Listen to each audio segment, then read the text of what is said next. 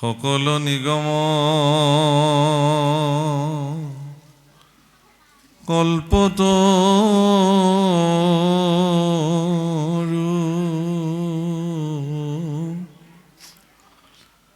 অৱতাৰ ফলমহা ভাগৱত শুকমুখে আশী ভূমিত ভৈলা বিদিত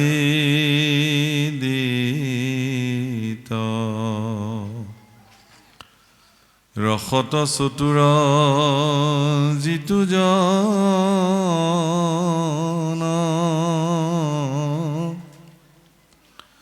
কৃষ্ণৰ চৰণে দিয়া মন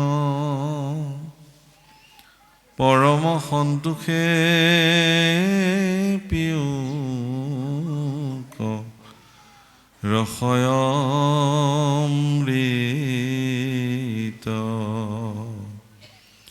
ৰাম পৰম সন্তোষে পিয়ুক ৰসয়মৃত। কৃষ্ণ। শ্ৰীমদ ভাগৱত দশম স্কন্ধ আৰু আমাৰ অহৌভাগ্য যে আজি সংযোগ কৰ্মে মৰ্মে গোপী উদ্ধৱ সংবাদ মিলিছে।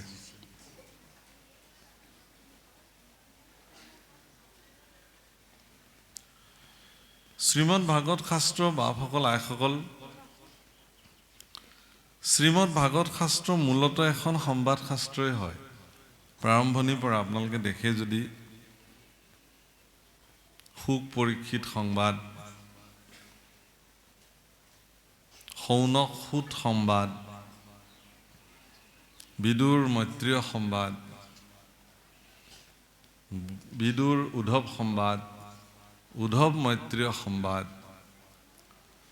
এনেকৈ বিভিন্ন সংবাদৰ মাজেৰে কৃষ্ণ উদ্ধৱ সংবাদ, গোপী উদ্ধৱ সংবাদ, নাৰদ বসুদেৱ সংবাদ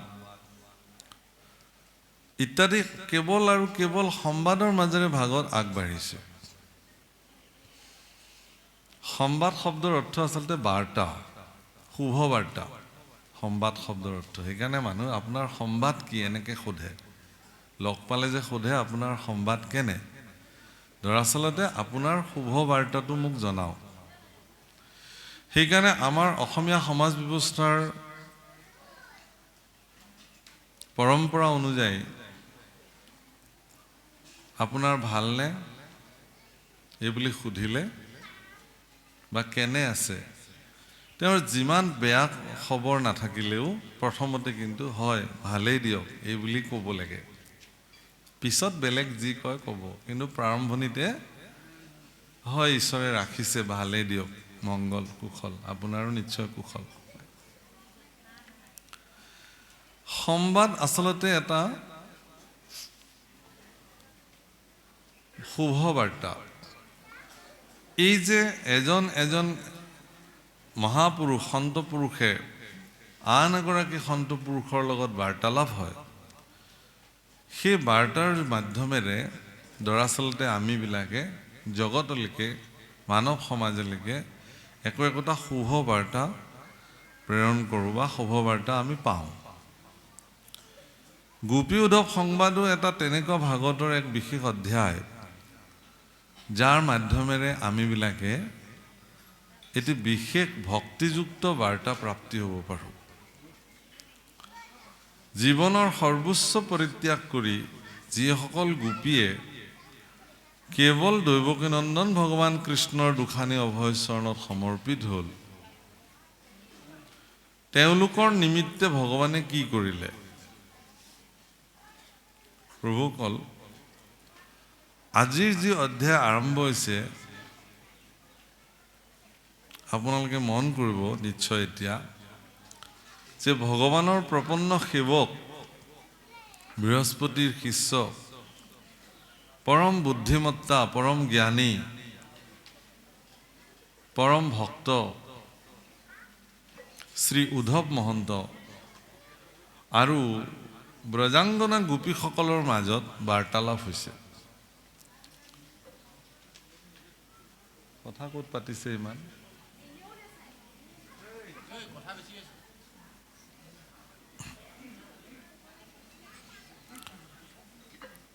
হে রাম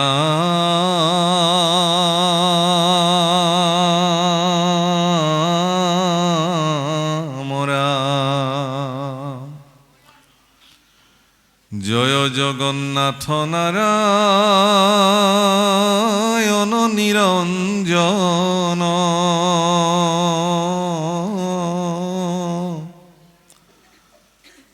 জয় দামোদর দেব দৈব কি নন্দন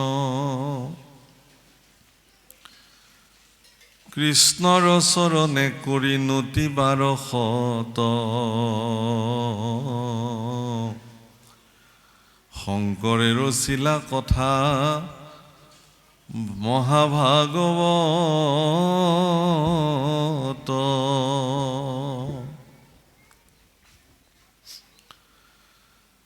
শুনা সৰ্বজনে গোপী উদ্ধৱ সম্বাদ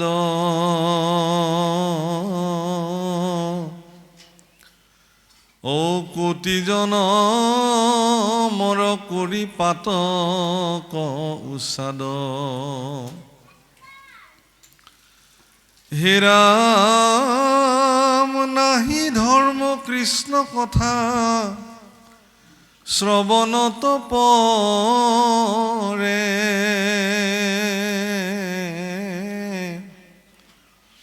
ও যাক শুনি মহা মহা পাপী নিস্তৰে। প্ৰভুসকল, মই পোনপ্ৰথমে আমাৰ উদ্যোক্তাসকলৰ প্ৰতি কৃতজ্ঞতাৰ সেৱা নিবেদন কৰিলোঁ যে আপোনাসৱে আজি এই পবিত্ৰ মুহূৰ্তত এই পবিত্ৰ নামঘৰৰ প্ৰাংগণত আমাক কৃষ্ণ কথা কোৱাৰ সুযোগ প্ৰদান কৰিলে। কিছু শাৰীৰিক অসুস্থতা ভগৱন্ত কৃপাত কিবাকে আহি উপস্থিত হৈছোঁ।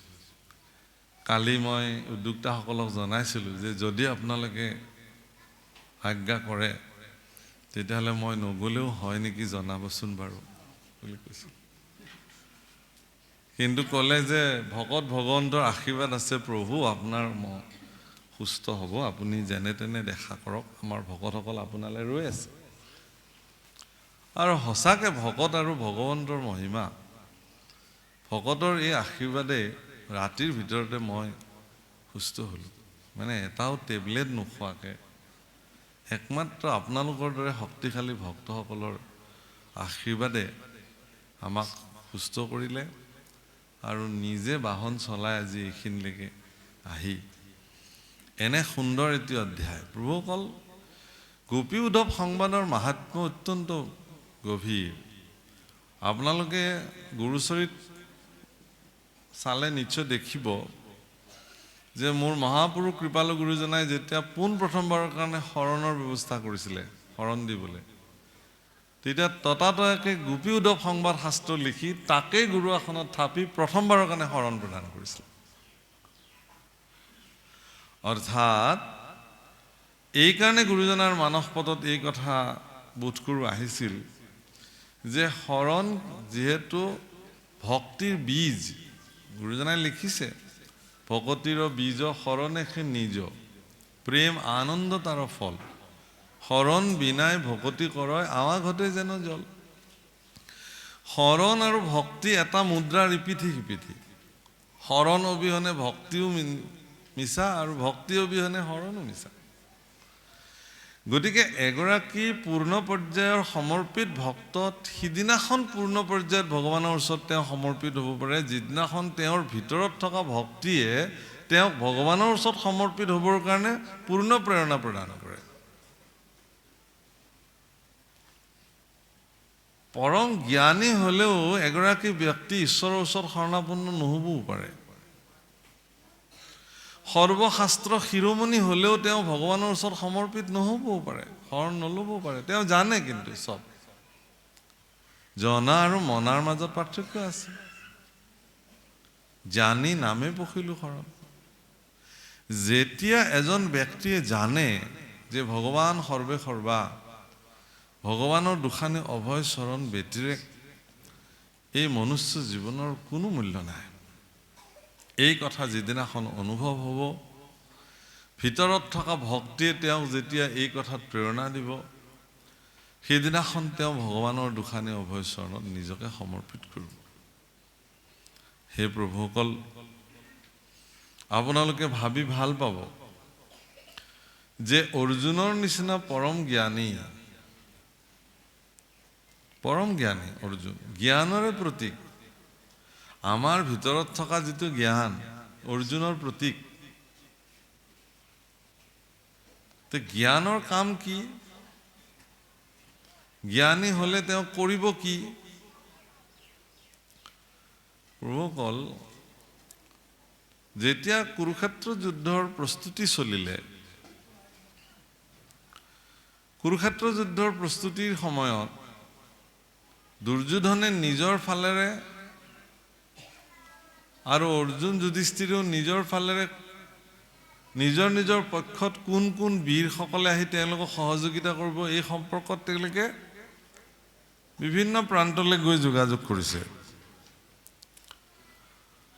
আৰু এটা সময়ত এদিন এনেকুৱা এটা দিন সমাগত হ'ল, যিটো দিনত দ্বাৰকাধীশ ভগৱান কৃষ্ণৰ ওচৰলৈকে ব্ৰহ্ম মুহূৰ্ততে অৰ্জুনো গৈ ওলালে আৰু দুৰ্যোধনো গৈ ওলালে।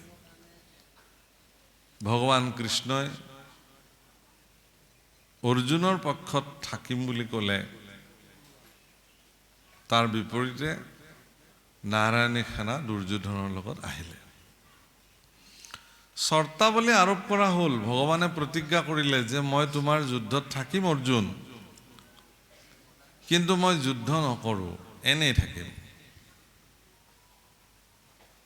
অৰ্জুনে বোলে সখী হ'ব, বোলে এনেই থাকিনো কি কৰিম, তোমাৰ ৰথখনকে মই চলাই দিম। প্ৰভুসকল, সাধাৰণতে সাৰথি কৰ্ম সমাজৰ অত্যন্ত তলৰ শ্ৰেণীৰ মানুহখিনিয়ে কৰে। কৃষ্ণ সাৰথি কৰিব লগা মানুহ নহয়, ব্যক্তি নহয়। কৃষ্ণ পৰম বীৰ, পৰম পৰাক্ৰমী। কংসৰ নিচিনা দুৰাচাৰীক আচাৰি মাৰি থৈ আহিছে সেই কৃষ্ণ, 7 বছৰ 8 বছৰ বয়সতে। সেই কৃষ্ণ সাধাৰণ পুৰুষ নহয়, পৰম পৰাক্ৰমী। গতিকে সেই কৃষ্ণ পুৰুষে এখন মহাৰণত, কুৰুক্ষেত্ৰ মহাৰণত কিন্তু বিনা অস্ত্ৰে বিনা যুদ্ধে তেওঁ থাকিব। অৰ্জুনে ক'লে কি যে প্ৰভু, তুমি মোৰ ৰথখনকে চলাবা। ঠিক আছে। 4টা ঘোঁৰাৰ নাকি লগাই বাঘজৰী ভগৱান কৃষ্ণৰ হাতত সমৰ্পিত কৰিলে। ভগৱান কৃষ্ণ আনন্দিত হ'ল। প্ৰভুসকল, জ্ঞানীসকলৰ এয়া কৰ্ম। কুৰুক্ষেত্ৰ যুদ্ধৰ যিখন ৰথ, সেই ৰথখন আমাৰ শৰীৰটোৱে। আমাৰ এই শৰীৰটোৱে ৰথ, আৰু এই সংসাৰখনে কুৰুক্ষেত্ৰ। আৰু ইয়াতে মন, বুদ্ধি, চিত্ত, অহংকাৰ, মনৰ 4টা স্বৰূপ এই শৰীৰৰূপী ৰথখনৰ উদাত্ত ঘোঁৰা। অৰ্জুন স্বয়ং যোদ্ধা, জ্ঞান স্বৰূপ শৰীৰৰ ভিতৰতে বিদ্যমান। জ্ঞানৰ অখণ্ড অস্ত্ৰৰ দ্বাৰা অজ্ঞানক নিপাত কৰি এন্ধাৰ বিনাশী পোহৰৰ গতিত গতি কৰা জ্ঞানৰ কাম। এটাকে মন, বুদ্ধি, চিত্ত, অহংকাৰ, পৰম চঞ্চল মনৰ যি 4টা স্বৰূপ, তাক একত্ৰ কৰি ভগৱান কৃষ্ণৰ চৰণত অৰ্পণ কৰিলে যে প্ৰভু, তুমি যেনেকে চলাবা আজিৰ পৰা এইখন ৰথ তেনেকে চলিব। শৰণাপন্নৰ প্ৰথম ষ্টেপ প্ৰভুসকল, প্ৰথমটো সোপান যে হে ভগৱান, এই শৰীৰটো আজিৰ পৰা তুমি যেনেকৈ চলাবা তেনেকৈ চলিব। সেইমতে কাম হ'ল, যুদ্ধত অৰ্জুন বিজয়ী হ'ল, আপোনালোকে জানে। প্ৰভুসকল, সেই অৰ্জুনো কিন্তু যুদ্ধৰ আৰম্ভণিতে বিষাদত পৰিলে, বিষাদত পৰিলে যে এইবিলাক মোৰ ইষ্ট কুটুম্ব, ভাতৃ মিত্ৰ বন্ধু, এওঁলোকক বধ কৰি পেলাই মইনো কেনেকৈ ৰজা হ'ম? তাতকৈ মই দেখোন ভিক্ষা খুজি খোৱাই ভাল। ভগৱান কৃষ্ণই কৈছে, স্বধৰ্মেই নিধনম শ্ৰেয় পৰো ধৰ্ম ভয়াৱহ। স্বধৰ্মত থাকি নৰে, ফল এৰি নিৰন্তৰে, কৰ্ম কৰে যাৰ যেন ভাও, কৰ্মত উপজে জ্ঞান, জ্ঞানে মুখ্য সাধিবে ক, তৃতীয়টো কহিলা মাধৱে। গোবিন্দ মিশ্ৰই কৈছিল অসমীয়া গীতাত। তুমি কেনেকুৱা কৰ্ম? স্বধৰ্মত থাকি, স্বধৰ্ম মানে নিজৰ ধৰ্ম। সেই সময়ত নিজৰ ধৰ্ম মানে অৰ্জুনৰ কি? তেওঁতো ক্ষত্ৰিয় আছিল, ক্ষত্ৰিয়সকলৰ ধৰ্মই যুদ্ধ কৰা। ক্ষত্ৰিয়ই যেতিয়া যুদ্ধ কৰা বাদ দি পেলাই ভিক্ষা কৰাৰ কথা ক'ব, তেতিয়াহ'লেতো ডাঙৰ কথা হ'ব। গতিকে সেই অৰ্জুন, তুমি যুদ্ধ কৰিব লাগিব, অন্যায়ৰ বিৰুদ্ধে তুমি যুদ্ধ কৰাটো নিশ্চিত কৰিবই লাগিব। বিভিন্ন প্ৰশ্নৰ সমাধান অৰ্জুনক দিয়া হ'ল, আৰু অৰ্জুনে সেই সমাধান লৈ লৈ লৈ লৈ শেষত ভগৱান কৃষ্ণৰ সিদ্ধান্তত আহিল কি? ভগৱান কৃষ্ণই ক'লে যে এতিয়া তুমি কি কৰিব লাগিব? গীতাটো শেষ কোৱা, সৰ্বধৰ্মানাম পৰিত্যজ্য মাম একম শৰণম ব্ৰজ অহম ত্বাম সৰ্ব পাপেভ্যো মোক্ষয়িষ্যামি মা শুচা। সকলো ধৰ্ম পৰিত্যাগ কৰি তুমি মোৰ চৰণত শৰণাপন্ন হোৱা। প্ৰভুসকল, মনত ৰাখিব, সেই সময়ত সনাতন ধৰ্ম ব্যতিৰেকে বেলেগ ধৰ্মই নাছিল। তেতিয়াহ'লে সৰ্বধৰ্মান মানে কি? এইটো এটা ডাঙৰ প্ৰশ্ন আজিৰ তাৰিখত। যিহেতু সেই সময়ত সনাতন ধৰ্ম ব্যতিৰেক অন্য কোনো ধৰ্ম নাছিলে, গতিকে অৰ্জুনক ভগৱান কৃষ্ণই কি ধৰ্ম পৰিত্যাগ কৰাৰ কথা? আজিৰ তাৰিখত হ'লেতো বেলেগ আছিল কথাটো। দৰাচলতে অৰ্জুনক ভগৱান কৃষ্ণই ক'লে যে তুমি তোমাৰ ইন্দ্ৰিয়সমূহৰ স্বকীয় স্বকীয় যি ধৰ্ম ব্যৱস্থা সেইবিলাকক পৰিত্যাগ কৰা, আৰু একাদশ ইন্দ্ৰিয় গৈ পেলাই এক হৈ পেলাই কেৱল আৰু কেৱল মোৰ দুখানি অভয়চৰণত তুমি নিজক সমৰ্পিত কৰা। এইটোৱেই হ'ব তোমাৰ কাৰণে শ্ৰেষ্ঠ সিদ্ধান্ত। সেইকাৰণে তাৰ আগৰ মুহূৰ্তত কৈছে, মন মনা ভৱ মাত ভক্ত মাত আজি মাম নমস্কুৰু মামৈ বৈশ্যসি সত্যংত প্ৰতি জান প্ৰিয়সী মে। তুমি মোকেই ভজনা কৰা, মোকেই সেৱা কৰা, মোৰ ওচৰতে সমৰ্পিত হোৱা। প্ৰভুসকল, এয়া হ'ল শৰণাপন্নতাৰ ব্যৱস্থা। গতিকে মহাপুৰুষ শ্ৰীমন্ত শংকৰদেৱ গুৰুজনায়ো কৃষ্ণ গোপী উদ্ধৱ সংবাদ বিৰোচন কৰিবলৈ গৈ কৈছে, জয় জয় জগন্নাথ নাৰায়ণ নিৰঞ্জন কৃষ্ণ দামোদৰ দেৱ দৈৱকী নন্দন, কৃষ্ণৰ চৰণে কৰি কোটি বাৰশত শংকৰে ৰচিলা কথা মহাভাগৱত, শুনা সৰ্বজনে গোপী উদ্ধৱ সম্বাদ, কৌটি জনমৰ কৰি পাতক বিঘাত। কৌটি কৌটি জন্মৰ পাপৰ পৰা যদি নিষ্কৃতি হ'বলৈ মন আছে তেতিয়াহ'লে গোপী উদ্ধৱ সংবাদ শুনক। ইমান শক্তিশালী গভীৰ যে গোপী উদ্ধৱ। সেইকাৰণে সাৱধান সাৱধান, ভাগৱত কথা শ্ৰৱণ কৰিবলৈ অত্যন্ত সাৱধান হ'ব লাগে। কেলে যে গোপী উদ্ধৱ সংবাদ এনেকুৱা এটা অধ্যায়, ভাগৱতৰ অধ্যায়সমূহৰ ইমানেই জোৰদাৰ মাহাত্ম্য যে এই কথা শ্ৰৱণ কৰিলে মানুহে কৌটি জন্ম মহাপাপৰ পৰা মুক্ত হৈ যায়। প্ৰভুসকল, এই সুযোগ কেৱল মনুষ্যসকলক প্ৰদান কৰা হৈছে। অন্য ইতৰ প্ৰাণীবিলাকে ইচ্ছা থকা সত্ত্বেও তেওঁলোকে ভগৱানক বুজিব নোৱাৰে, ভগৱানৰ গুণ তেওঁলোকে শ্ৰৱণ কৰিব নোৱাৰে, কীৰ্তন কৰিব নোৱাৰে, গাব নোৱাৰে। মানুহক কিন্তু এই সুযোগ ভগৱানে দি থৈ দিলে। সেইকাৰণে মনুষ্য মৃত্যুৰ মানে মুক্তিৰ দুৱাৰমুখ বুলি কৈছে, যে মনুষ্য জন্ম হোৱাৰ পিছত আৰু যাতে কোনো জন্ম হ'ব নালাগে তাৰ ব্যৱস্থা মানুহে কৰিব পাৰে। এই অৱস্থাটোৰ নামে হ'ল নিবৃত্তি মাৰ্গ, নিগম মাৰ্গ। আৰু এই নিবৃত্তি মাৰ্গৰ বিধান কেৱল আৰু কেৱল এভাগ শাস্ত্ৰই প্ৰদান কৰিছে, সকলো নিগম কল্পতৰু মহাভাগৱত, ভাগৱতে দিছে। যে এইটো কি তেতিয়াহ'লে? পুনৰূপী জনম পুনৰূপী মৰণম পুনৰূপী জননী যথৰে শয়নম বাৰে বাৰে জননীৰ জঠৰত, জঠৰ মানে গৰ্ভ, বাৰে বাৰে যাতে কোনো জননীৰ গৰ্ভত মই স্থিতি হ'ব নালাগে, হে ভগৱান এইবাৰে মোৰ জন্ম তুমি শেষ কৰি দিয়া। হৰি মোৰ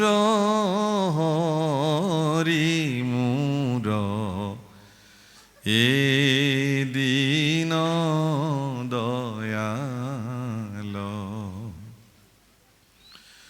কে জানিতে পারয়তু মার ঠাকুরাল, এ হরিয়ে নাহি জন্ম তোমার তথাপি জন্ম ধরা।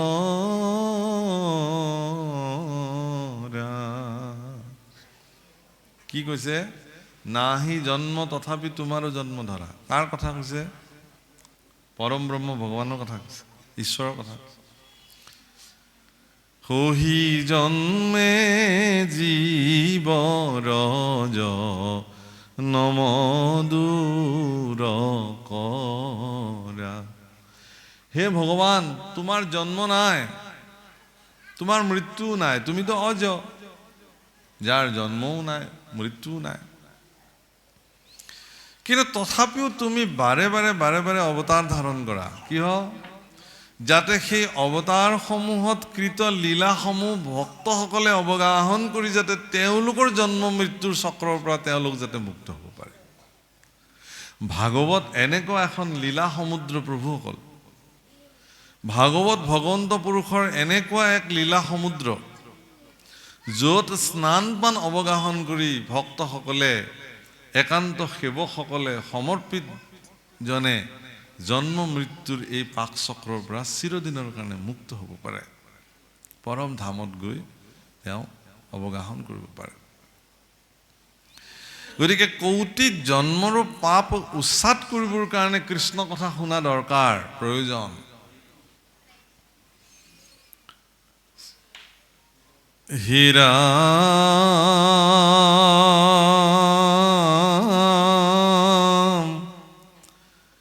নাহি ৰাম গোকুলৰ হন্তে হৰি,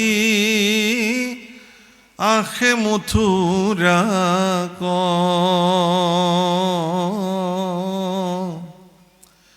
ৰঙ্গ মধ্যে বোধি কংস দুৰ্জন ৰাজাক, ৰাম পিতৃৰ মাতৃৰ পাশে সৰিয়া বন্ধন, কৈলা উগ্ৰ সেন নৃপতি নাৰায়ণ।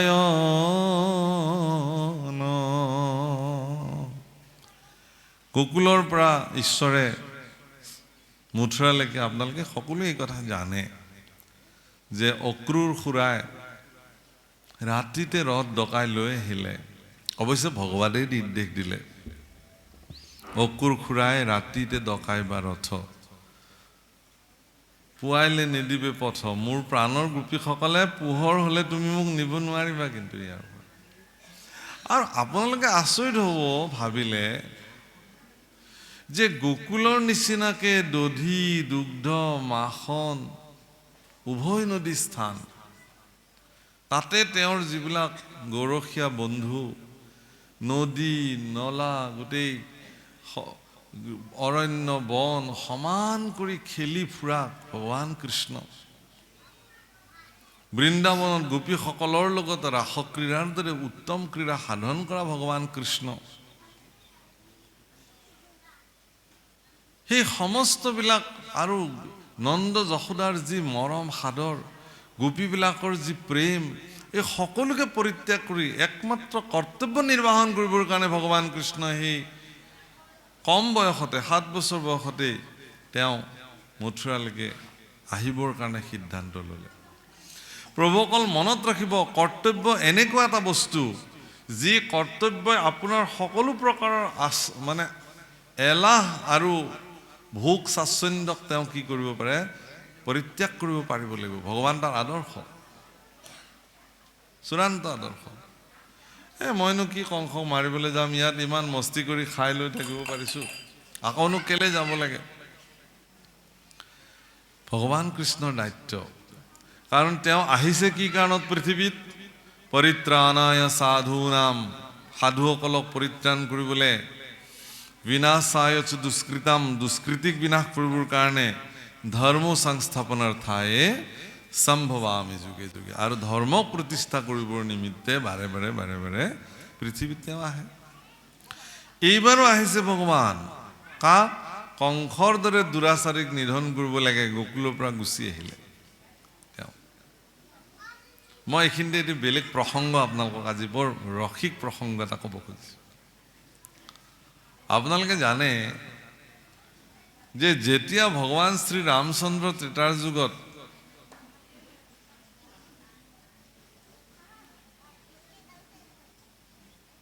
চক্ৰৱৰ্তী মহাৰাজ অযোধ্যা নৰপতি দশৰথে সিদ্ধান্ত ল'লে যে ৰামক ৰাজ অভিষেক কৰা হ'ব পুষ্য নক্ষত্ৰ পিছদিনাখন।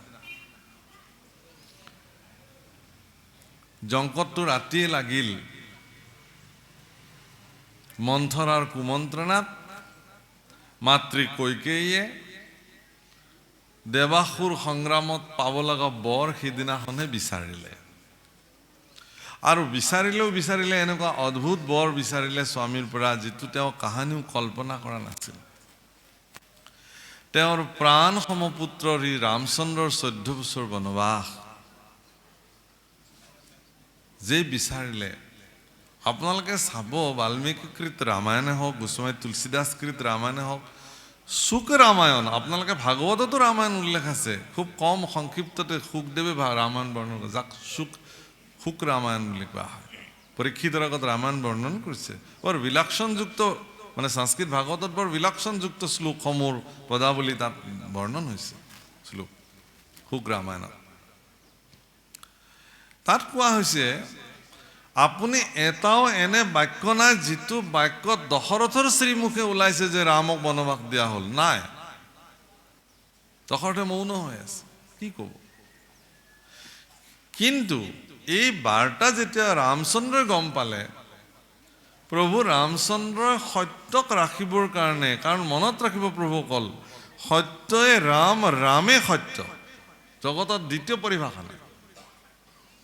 পিতৃৰ সত্যক ৰক্ষা কৰিবৰ কাৰণে প্ৰভু ৰামচন্দ্ৰই নিজেই সিদ্ধান্ত গ্ৰহণ কৰিলে যে মই এই মুহূৰ্ততেই বনবাসী হ'লোঁ। আচৰিত লাগে যে বনলে গমন নকৰোঁতেই প্ৰভু ৰামচন্দ্ৰই ৰাজকাৰেঙতে বনবাসী হৈ গ'ল।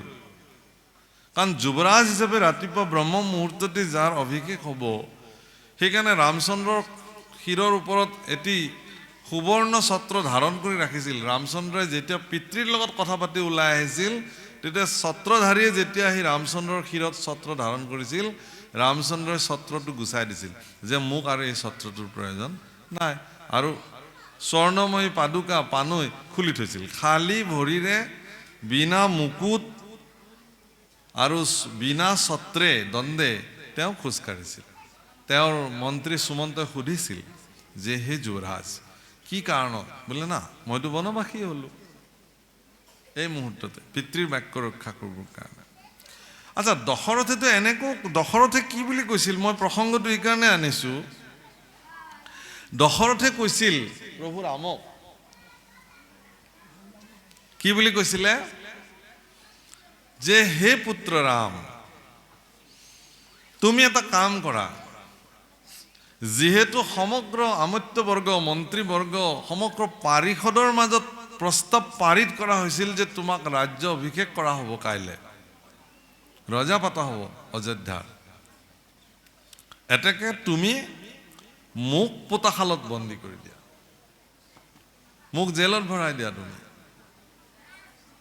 তুমি ৰজা হৈ যোৱা। কাৰণ তুমি ৰজা হোৱাটো ধৰণীৰ কাৰণে, মেদিনীৰ কাৰণে, পৃথিৱীৰ কাৰণে কল্যাণকাৰী। ভগৱান শ্ৰী ৰামচন্দ্ৰই মনে মনে চিন্তা কৰিছিল যে এই কাম মোৰ দ্বাৰা কৰিবৰ কাৰণে মই পৃথিৱীত আহিছোঁ নেকি? এই কামটো মোৰ পিছৰ জন্মত কংসই কৰিব এইটো কাম, নিজৰ পিতৃক জেলত থৈ পেলাই নিজে ৰজা হ'ব, মইতো এই কাম কৰিব নোৱাৰোঁ। প্ৰভুসকল, ভাৰতবৰ্ষৰ সভ্যতা সংস্কৃতিত কেতিয়াও বাপেকক জেলত থৈ পেলাই পুতেক ৰজা হোৱা ভাৰতীয় সনাতন পৰম্পৰাত নাই। আৰু এই পৰম্পৰা ক'ত আছে আপোনালোকে নকলেও জানে। বাপেকক জেলত থৈ পুতেক ৰজা হোৱা ভাৰতবৰ্ষৰ ইতিহাসত আছে। সেইবিলাক কোন আছিল সেয়া আমি নকলেও হ'ব, আপোনালোকে জানে। কিন্তু ভাৰতবৰ্ষৰ সনাতনী পৰম্পৰা, হিন্দু সভ্যতা আৰু সংস্কৃতিৰ প্ৰবাহমান গতিত হাজাৰ হাজাৰ বছৰ ধৰি প্ৰবাহিত হৈ আছে। সেই প্ৰবাহমান সোঁতত কেতিয়াও পুত্ৰই পিতৃক পোতাশালত থৈ ৰজা হোৱাৰ নজিৰ আজিলৈকে নাই। আৰু এই নজিৰ এগৰাকীৰ অসুৰে, কংসৰ নিচিনা অসুৰে দেখুৱালে কাৰণে আজি 7 বছৰ বয়সতো কৰ্তব্যক নিৰ্বাহন কৰা ভগৱান কৃষ্ণ গোকুলৰ নিচিনা সমস্ত আদৰ সন্মান ঘি মাখন পৰিত্যাগ কৰি তেওঁ কলৈকে আহিছে? মথুৰালৈকে আহিছে। হীৰা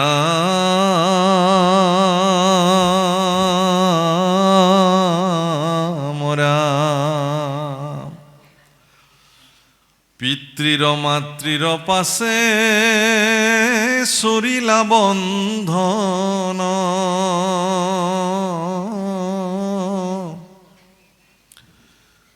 কৈলায়ুগ্ৰ সেন কন্দ্ৰীপতি নাৰায়ণ, ৰাম সন্দীপনি গুৰুগৃহে পঢ়িলা শাস্ত্ৰ ক, গুৰুক দক্ষিণা দিলা মৃতক পুত্ৰক, ৰাম সমে মথুৰাক পুনৰূপী আখি,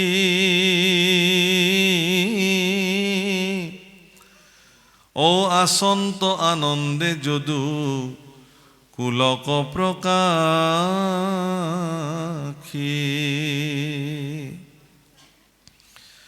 শুকনিগদতি শুনি উক পৰীক্ষিত,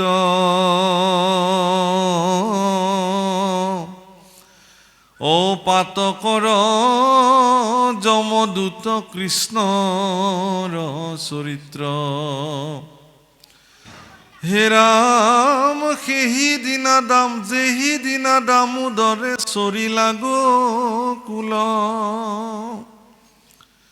সেইদিনা ধৰি গোপী সমস্তে আকুল, কৃষ্ণৰ বিৰহ তাপে আতি তনু ভাৱে, তাৱে নায়ান বাক্য কৃষ্ণ গুণ মাত্ৰ গাৱে, কৃষ্ণ বিনে নজায়ান বিষয় কমতি, ও কৃষ্ণ কস্মৰণে আশয় ক্ৰন্দনয়ু ভতি, যেবে গোপী সকলে বংশীৰ শুনৈ ৰাৱ, কৃষ্ণক সুমৰি মহামৰ্মে দহৈ গাঁও, গোবৎসক দেশন্ত লোতক পৰে জৰি, কান্দৈ মকমকী মনে মাধৱক স্মৰি, ধ্বজ বজ্ৰ অংকুশ অংকিত খোজ যত, কদাচিতো দেশৈ বৃন্দাবন প্ৰদেশত, শৰীৰত অগ্নি লাগি প্ৰাণ যাই ফুটি, হা কৃষ্ণ বুলিয়া খোজতে পাৰে লুটি। গোপীসকলৰ কাৰণে কৃষ্ণ মহাধন প্ৰাণ। প্ৰভুসকল,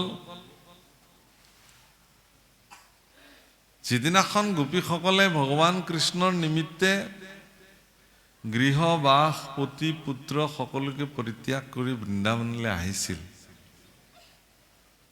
ভগৱান কৃষ্ণই তেওঁলোকক সুধিছিল যে হে গোপীসকল, তোমৰা সবে পতি পুত্ৰ ধন জন গৃহ বাস সকলো পৰিত্যাগ কৰি যে মোৰ ওচৰলৈকে আহিলা, এইটো বাৰু উচিত হৈছে জানো?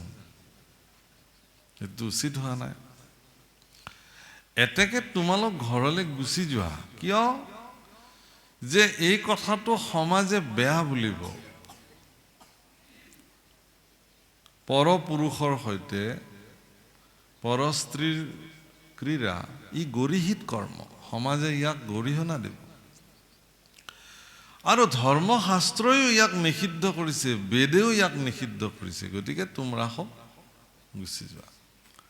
আমি সকলোৱে বিশেষকৈ উজনি অসমত আপোনালোকে ৰাসৰ প্ৰভাৱ সাংঘাতিক, আপোনালোকে নিজে কৰে, ইয়াতো নিশ্চয় হয়। মন কৰিব, ভাগৱত শাস্ত্ৰৰ বিলক্ষণযুক্ত দিব্যলীলা ভগৱানৰ ৰাস পঞ্চাধ্যায় ৰাসৰ মাধ্যমেৰে ভক্তিৰ চূড়ান্ত দিশ প্ৰকট কৰিছে ভাগৱতে। শ্ৰী ভাগৱতে এই কথা এক বিলক্ষণযুক্ত দিব্য লীলা হিচাপে, নিত্য লীলা হিচাপে ভগৱানক দেখুৱাইছে। সেইকাৰণে ৰাস প্ৰাৰম্ভণি হৈছে, কিন্তু ৰাসৰ সমাপ্তি হোৱা নাই। ভাগৱত প্ৰাৰম্ভণি কৰিলে, কিন্তু তাৰমানে ৰাস আজিও শেষ হোৱা নাই, ৰাস আজিও চলি আছে। যিসকল একান্ত ভগৱানৰ সমৰ্পিত ভক্ত, তেওঁলোকৰ লগত ভগৱানে আজিও ৰাস ক্ৰীড়া কৰে। এনে কি ভগৱান ৰামচন্দ্ৰইও ৰাস ক্ৰীড়া কৰা বুলি উল্লেখ আছে, কিন্তু সেই ৰাস ক্ৰীড়া গুপ্ত ৰাস ক্ৰীড়া আছিল, প্ৰকাশ্য কৰা নাছিল। ভগৱান গোকুল কি কয় নিত্য ধাম বৈকুণ্ঠতো ভগৱানে ৰাস ক্ৰীড়া, নিত্য ৰাস ক্ৰীড়া কৰে, কিন্তু সেইবিলাক কোনেও নেদেখে। কিন্তু পৃথিৱীত দ্বাপৰ যুগত ভগৱান কৃষ্ণ, মোৰ কানহায়ালাল দৈৱকীনন্দন কৃষ্ণ কিন্তু খোলাখুলিকে সকলোকে দেখুৱালে। কিহৰ কাৰণে? এটা প্ৰমাণ কৰিবৰ কাৰণে। আপোনালোকে চাব যে ভগৱান আৰু ভক্ত, আপোনালোক ভক্ত আৰু ভগৱান, ভগৱান আৰু ভক্তসকলৰ মাজত এখন প্ৰাচীৰ থিয় হৈ আছে, বেৰ এখন থিয় হৈ আছে, বাধা। সেই প্ৰাচীৰখনৰ কাৰণে আমি ভক্তবিলাকে ভগৱানক সততে নাপাওঁ। প্ৰাচীৰখনৰ নাম কি? মায়া।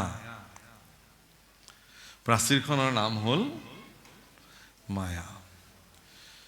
সেইখন প্ৰাচীৰ কেৱল মাত্ৰ নহয়, মায়া হ'ল পৰীক্ষা।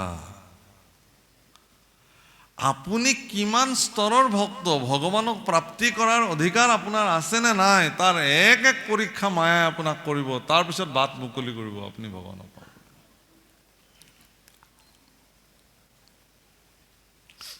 কিন্তু ৰাসলীলাৰ যেতিয়া ভাগৱত পঞ্চাধ্যায়, ৰাস পঞ্চাধ্যায় সংস্কৃত ভাগৱতত শ্লোক আৰম্ভ হৈছে, ভগৱান অপীত ৰাত্ৰি শাৰদোৎফুল্ল মল্লিকা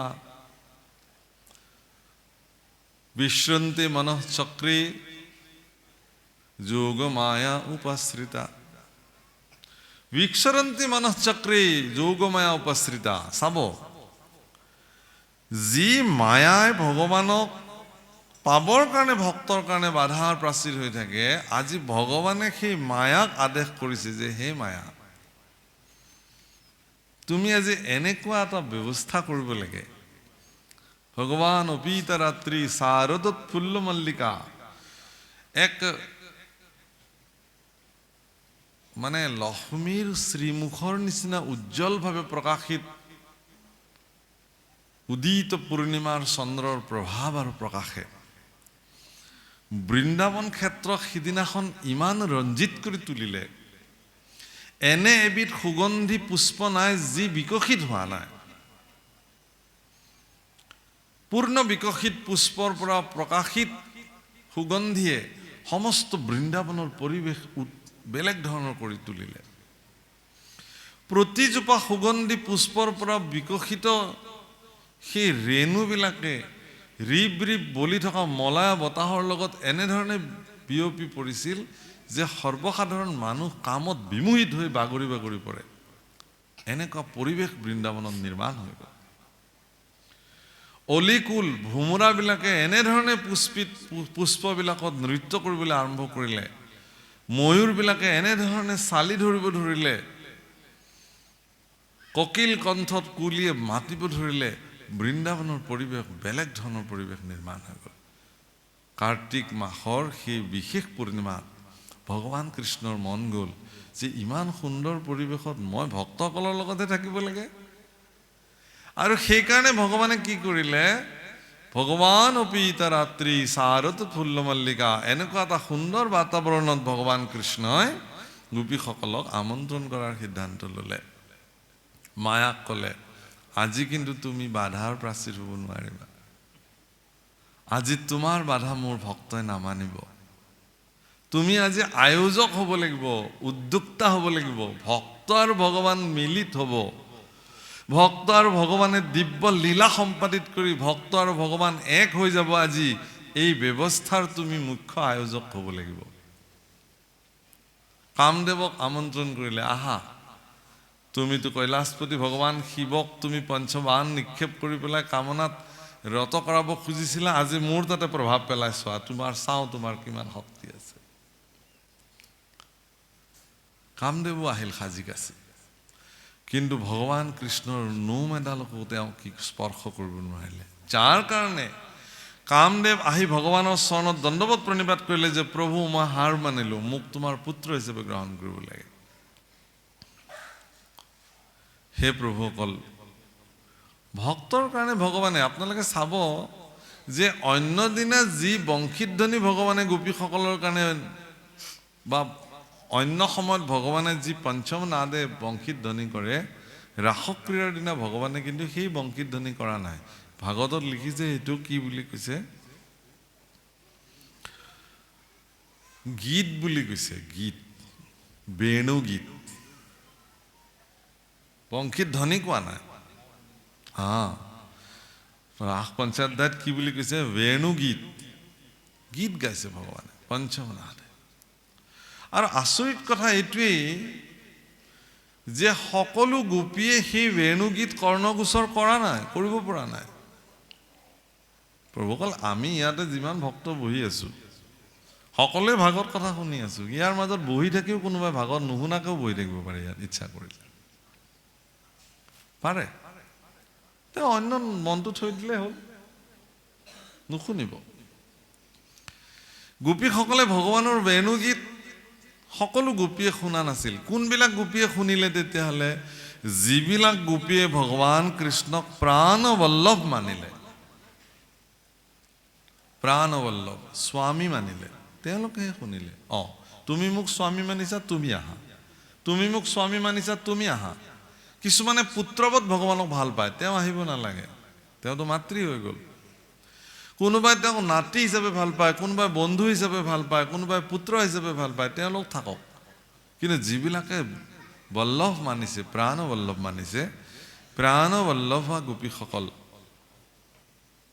ভগৱান কৃষ্ণৰ বেণুগীত শুনি তেওঁলোক কৃষ্ণৰ ওচৰলৈকে যাবলৈ ওলাল, সাজি কাচি।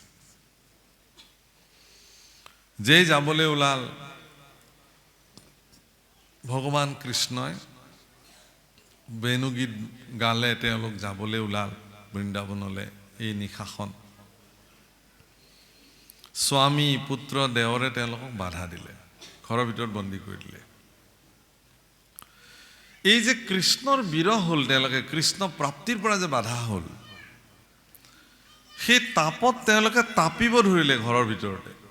প্ৰভুসকল, যেতিয়া ব্যক্তি এজন তাপে কৃষ্ণ বিৰহত, মই কৃষ্ণ পাব লাগে, মোক কৃষ্ণক লাগে, এই তাপত যেতিয়া মোক বিষয় সুখ লাগে, এইটো তাপতো মানুহে তাপে। সেইটো তাপৰ জুইকুৰা বেলেগ, সেইটোতো ত্ৰিতাপ ক্লিষ্ট তাপ।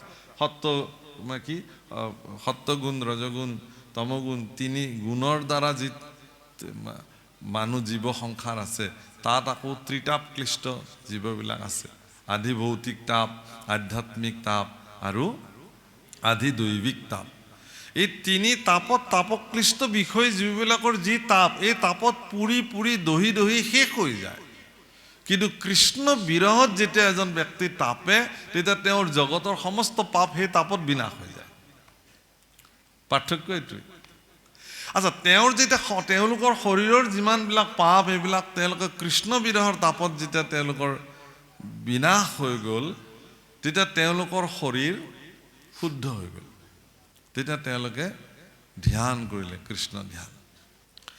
কিছুমানৰ ধ্যান সমাধি ইমান উচ্চ পৰ্যায়ৰ হৈ গ'ল, তেওঁলোকে তাতে প্ৰাণ ত্যাগ কৰি দিলে, গৈ কৃষ্ণত বিলীন হৈ গ'ল। আৰু কিছুমানে তৎক্ষণাত তাতে দিব্য শৰীৰ প্ৰাপ্তি কৰিলে।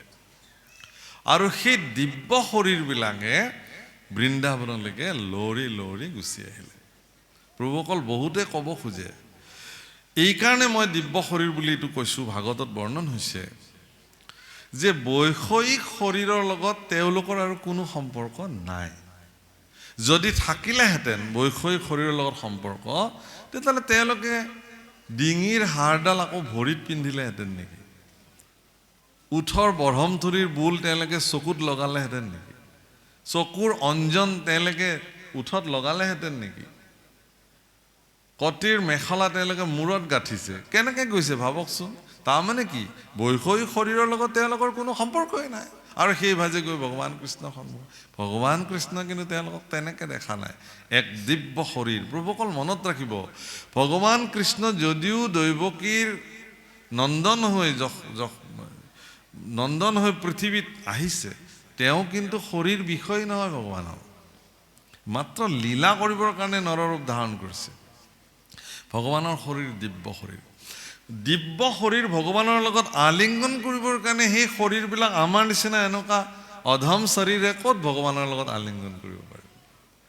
দিব্য শৰীৰে হ'ব লাগিব তেওঁলোক, আৰু সেইকাৰণে ভগৱানে তেওঁলোকক দিব্য শৰীৰ কৰি পেলালে।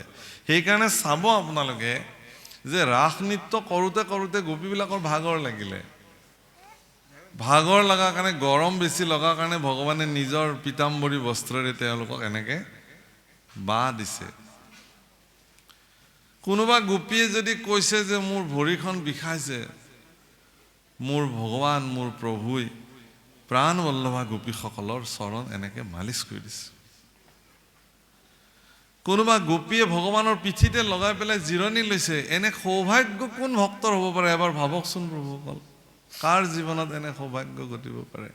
আপোনাৰ মোৰ জীৱনত কোটি জন্ম কপাল ঘূৰাই থাকিলেও হ'বনে এনে ভাগ্য?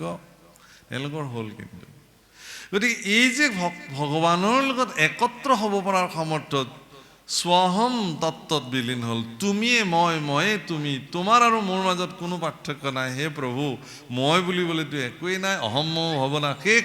গতিকে তুমিয়ে মই, ময়ে তুমি, সেইকাৰণে বিলীন হৈ গ'ল তেওঁলোক।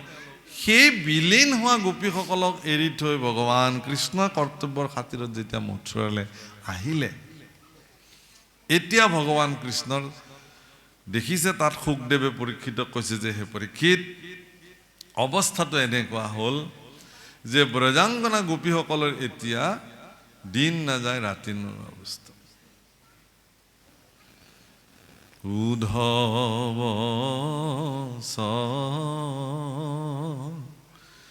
লহু গোকুলে লাই, আৰে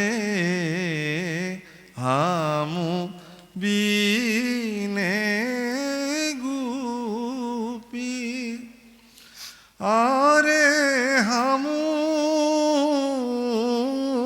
বিনে গোপী, আৰে হামু বিনে গোপী, ৰতি লেক যুগ যায়। হে উদ্ধৱ, তুমি মোৰ প্ৰাণ সম গোপীসকলৰ খবৰ এটা লৈ আহাগে। কাৰণ তেওঁলোকৰ কাৰণে এটা তিল সমান সময় এতিয়া এটা যুগ সমান হৈছে মোৰ অবিহনে। ধৰল বিয়োগে গোপী কথমপি প্ৰাণা, তেওঁলোক মৰিবই ওলাইছে, কোনোমতে জীয়াই আছে এটা ক্ষীণ আশাৰে, মই আকৌ উভতি যাম তেওঁলোকৰ কাষলৈ। এই ক্ষীণ আশাটোৰে তেওঁলোক মাত্ৰ ধৰল বিয়োগে গোপী কথমপি প্ৰাণা।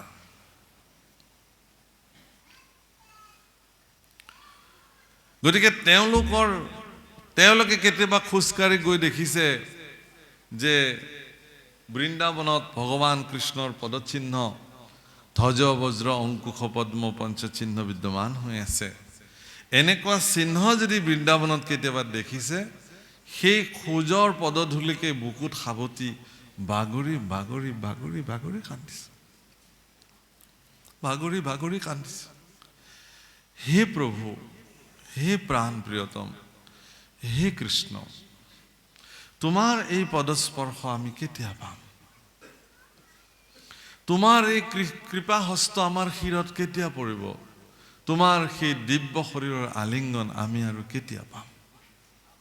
তাৰ ব্যতিৰেকে পৃথিৱীত তেওঁলোকৰ কাৰণে কোনো বস্তুৰে মূল্য নাই প্ৰভুসকল ভগৱান কৃষ্ণ ব্যতিৰেকে তেওঁলোকৰ জীৱনত কোনো বস্তুৰে মূল্য তেওঁলোকে নামানে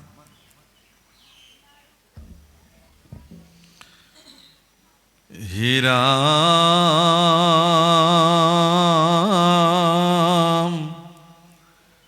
আনিবাক যাই জল যতে কগুৱালি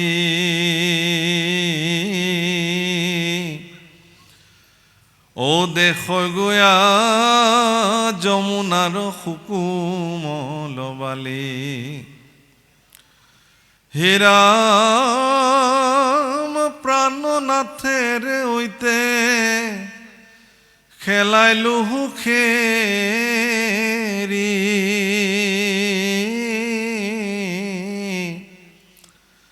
হা কৃষ্ণ বুলি তৈতে পৰি পাৰৈ গেৰি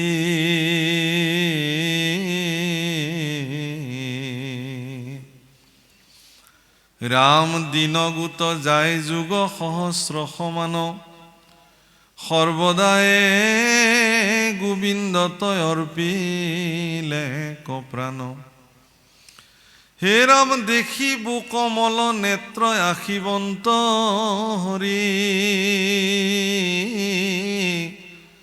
ও আশাতে খে আছো কথমপি প্ৰাণ ধৰি মই এইখিনি কথা অলপ আগতে কৈ গলো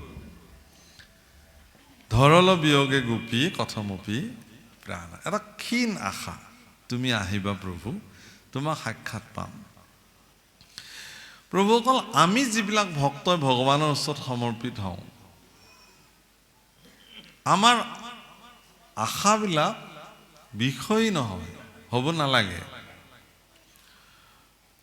আমি এটা কথাত খুব বিশ্বাসী আৰু এই কথাটো ভগৱান সকলো ভক্তৰ ওচৰতে নিবেদন কৰোঁ যে ভগৱানক সমৰ্পিত ভক্তসকলৰ কোনো শ্ৰেণী বিভাজন নাথাকে মই আকৌ কৈছোঁ কথাখিনি ভগৱানত সমৰ্পিত ভক্তসকলৰ কোনো শ্ৰেণী বিভাজন নাথাকে এওঁলোক অমুক ভকত তেখেতলোক তমুক ভকত আজিকালি অপ্ৰিয় হ'লেও সত্য কথা এটা কওঁ আজিকালি সমাজ ব্যৱস্থাবিলাকত ভকতৰ সম্প্ৰদায় ওলাল বোলে শৰাই কোনে সাজিছে বা বোলে মনে মনে থাকক দেই আমাৰ ফালৰ ভকতে কৰা নাই শুনক আৰু বলক ইয়াৰ পৰা প্ৰসাদ নিবিলাওঁতে যাব লাগিব ইয়াৰ পৰা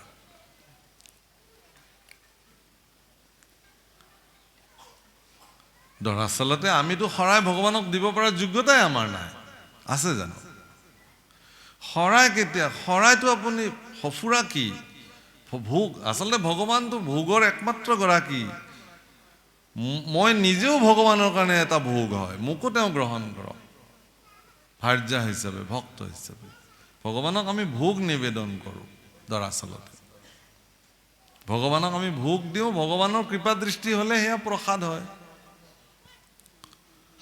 নাপায় নাযাবি নুচুবি নকৰিবি আমুক বেয়া তামুক বেয়া এই যিটো ব্যৱস্থা সমাজত প্ৰৱৰ্তিছে আজিৰ তাৰিখত ই কিন্তু ভাগৱত ধৰ্মৰ বিৰোধিতা আৰম্ভ হৈ গৈছে পদে পদে কেৱল নিজৰ খিনিয়ে যেন শুদ্ধ আৰু সত্য বাকীসকলে যেন কৰিব পৰা নাই একো অশুদ্ধ এনে মনোবৃত্তিয়ে দৰাচলতে ভাগৱত ধৰ্মক বিকৃত কৰিছে সমাজত ভাগৱতৰ ব্যাখ্যাৰ ক্ষেত্ৰতো আমি দেখিবলৈ পাইছোঁ এতিয়া খুব বিনম্ৰতাৰে মই এই কথা নিবেদন কৰিব খোজো ভাগৱতীসকলক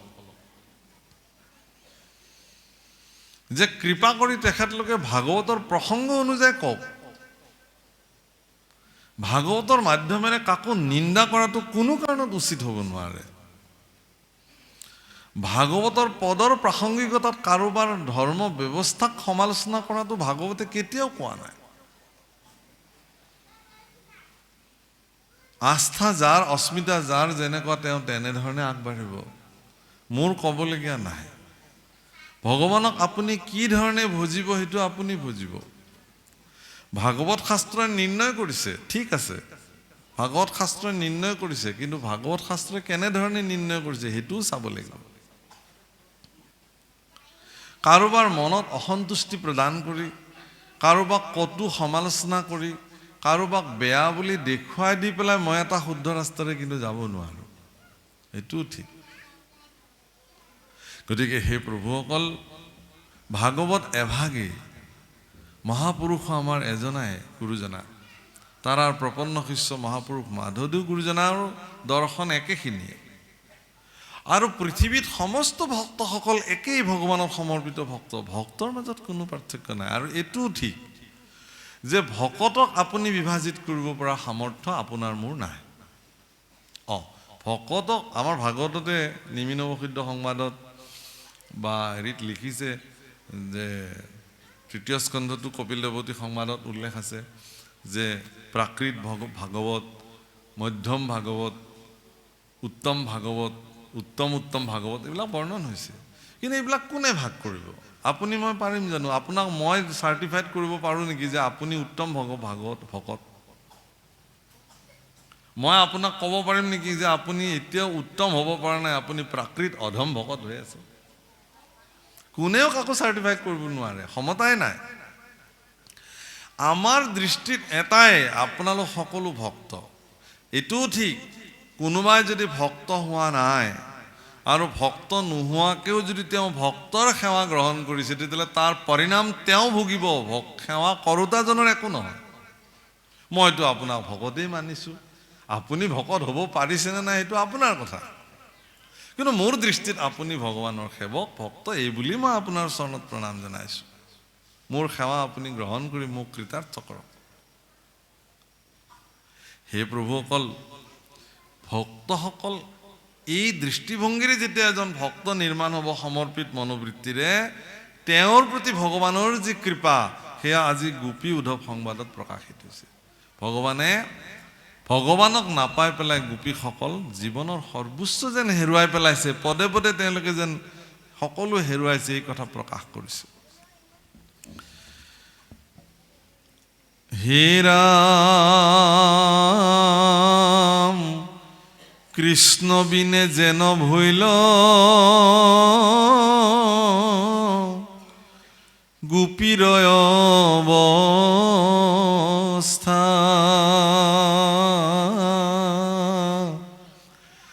ও ভকত বান্ধৱ মাধৱে শুনি কথা,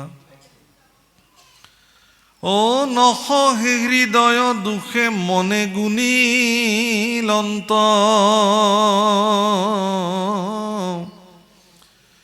কিমতে কৰাইব আৱে গোপীকাক শান্ত,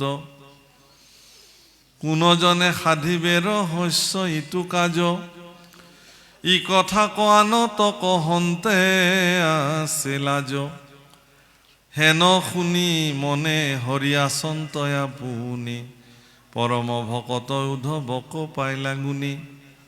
ভগৱান কৃষ্ণই মথুৰাত থাকিয়ে মনে মনে গুণিছে যে মই কাৰ দ্বাৰা এইটো কাম কৰোঁ, এনে কোন ব্যক্তিক প্ৰেৰণ কৰোঁ গোকুললৈকে, য'ত মোৰ প্ৰাণ গোপীসকলক মই বুজাব পাৰোঁ যে তোমালোকে শান্ত হোৱা, ধীৰ স্থিৰ হোৱা, ইমান বিভল্ল হৈ নাযাবা, নিজৰ কৰ্ম কৰি যোৱা।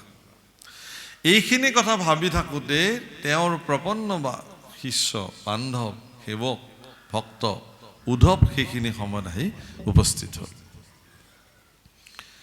হে ৰাম ৰহস্য থানত থাকি তাংক মাতি আনি, হাতত ধৰিয়া হাতে বুলিলন্ত বাণী, আর মথুরাপুরী তুহিতু বৃঞ্চি বংশ মাঝে, নাহি মোর সখী মুখ্যমন্ত্রী তুমি বাজে, শিষ্য বৃহস্পতির বুদ্ধিত নাহি তুল, মুহুর বচনে চলা এখনে গোকুল, পোস্তা পিতা মাতাক যিটো নন্দ যশোদাৰ, সাধা গয়া সখী তুমি প্ৰীতি তা সম্বাৰ মুহুৰ বিয়োগ দুখে গোপীগণ যত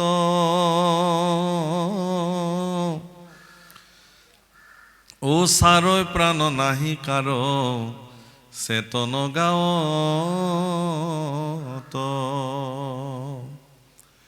বচন সন্দেহে তা সম্বাক কৰা শান্ত নেদেখো তোমাত পৰে ভকত একান্ত মই এটা দুটা প্ৰসংগ আপোনালোকক কম আজি বৰ ভাল লগা প্ৰসংগ খুব ধুনীয়া প্ৰভুকল গোপী উদ্ধৱ সংবাদ মহাপুৰুষ গুৰুজনাই মই আগতে উল্লেখ কৰিছোঁ যে ভক্তসকলক শৰণ দিবৰ কাৰণে প্ৰথমে গোপী উদ্ধৱ সংবাদ শাস্ত্ৰ মহাপুৰুষে বিশেষভাৱে বিৰোচন কৰিছিল ভাগৱত শাস্ত্ৰত গোপী উদ্ধৱ সংবাদ উল্লেখ কৰিছে আৰু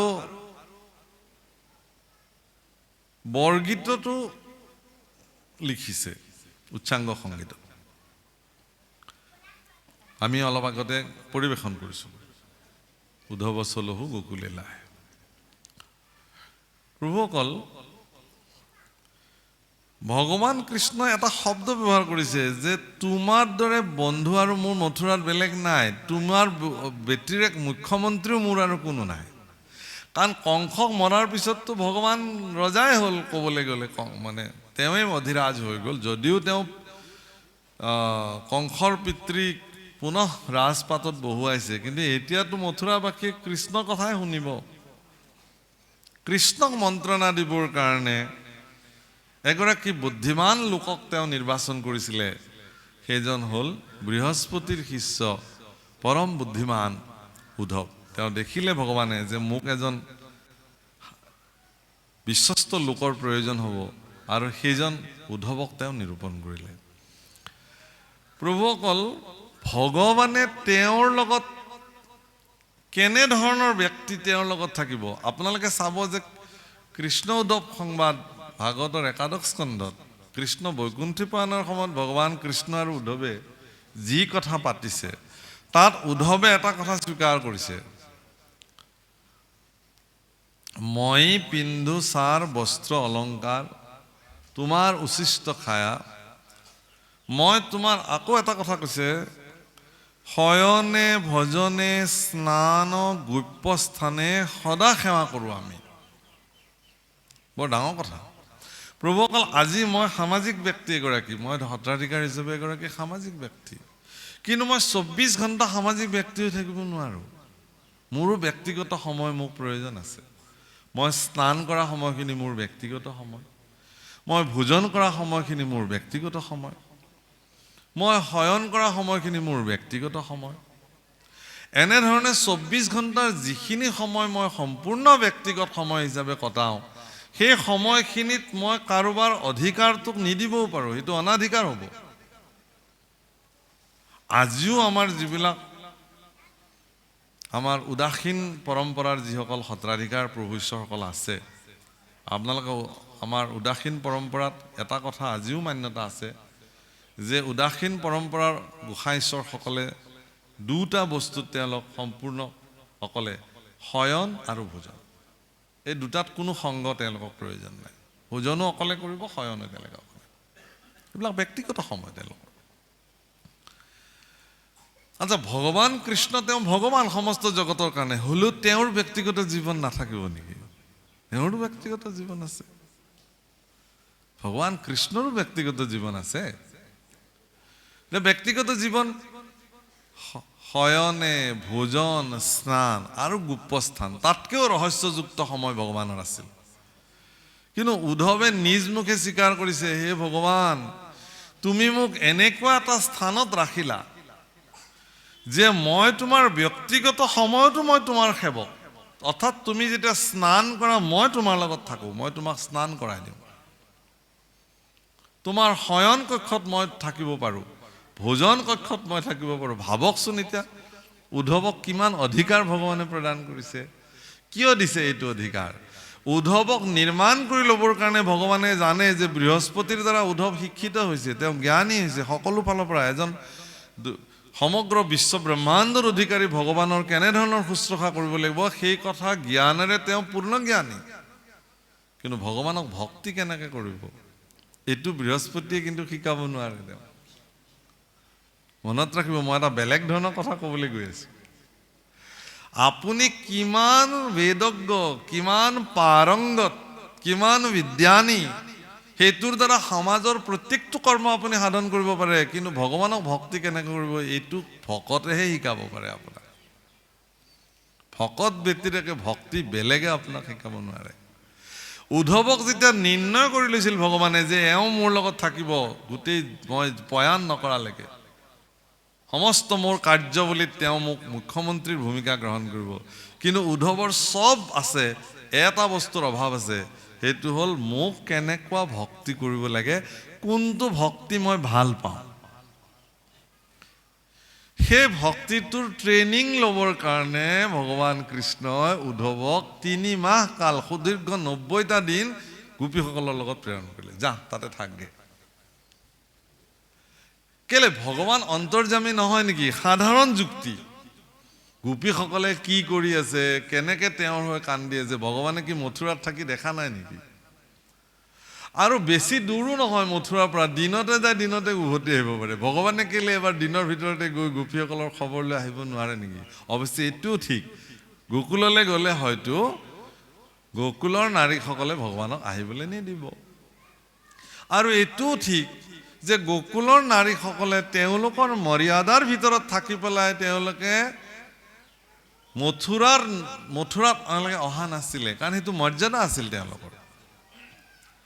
গতিকে উদ্ধৱক ক'লে তুমি যোৱা, তুমি গোপীসকলৰ মাজলৈ যোৱা। হামুচিত বিত নিত হামা কুধিয়া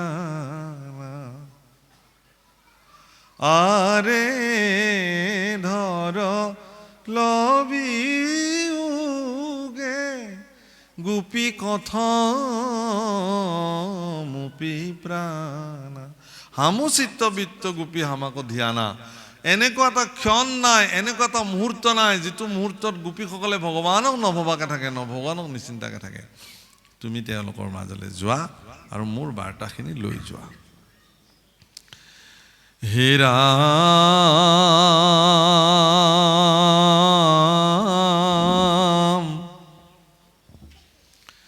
ৰাম বস হেন বাবু লিবাবৰ পৰ গোপিকা সকল তা সম্বাক শান্ত কৰিবাৰ কোন ফল।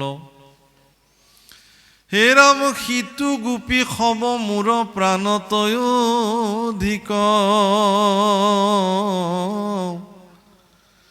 শুনা প্ৰাণ শুনা সখী তা সম্বাৰ প্ৰেম ভকতিক। তুমি হয়তো মোক এনেকে সুধিব পাৰা, হে উদ্ধৱ, যে আনৰ নাৰীসকলক সন্তুষ্টি কৰিব লাগে এইটোনো কি ডাঙৰ কথা, কি হ'ব তাৰ পৰা? কাৰোবাৰ ঘৈণীয়েকে খোৱা নাই, তোমাৰ কি লাভ হ'ব তাতে? হে উদ্ধৱ, মইনো কি বুলি কওঁ?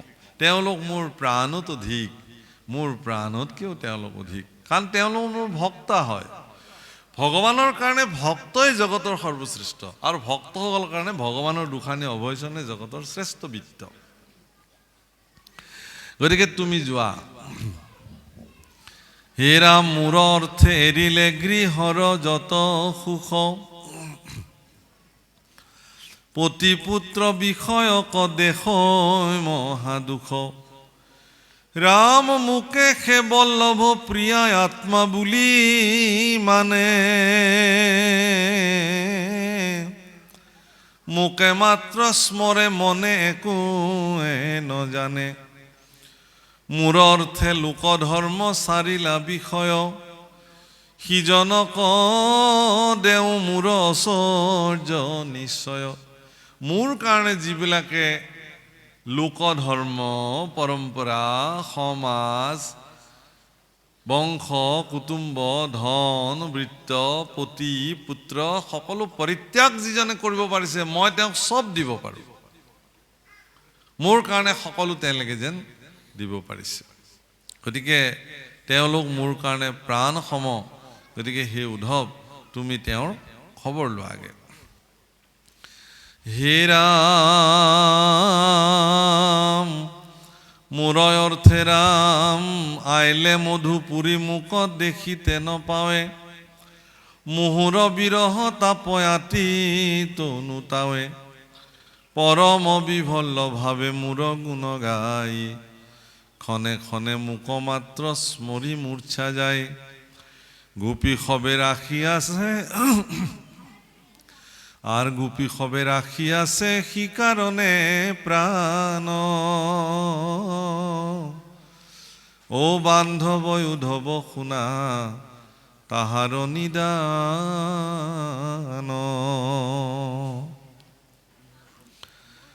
আর জিকালত আইলু মই মথুরা পুরিক মাতিয়া প্রবুধ দিলু সমস্তে প্রাণিক মূৰ পদে সখী হব নুহিকা আকুল পৰিৱৰ্তী অল্পকালে আখিব কুকুল তুমি মাত্ৰ এই কথাখিনি ক'ব লাগে গৈ যে কৃষ্ণৰ কাৰণে তোমালোক ইমান ব্যাকুল হৈ থাকিব নালাগে হে গোপীসকল খুব কম দিনৰ ভিতৰতে ভগৱান কৃষ্ণ তোমালোকৰ ওচৰলৈকে আহিব বাছ এই আশ্বাস বাণীটো তুমি দি গোপীসকলক শান্ত কৰাব লাগে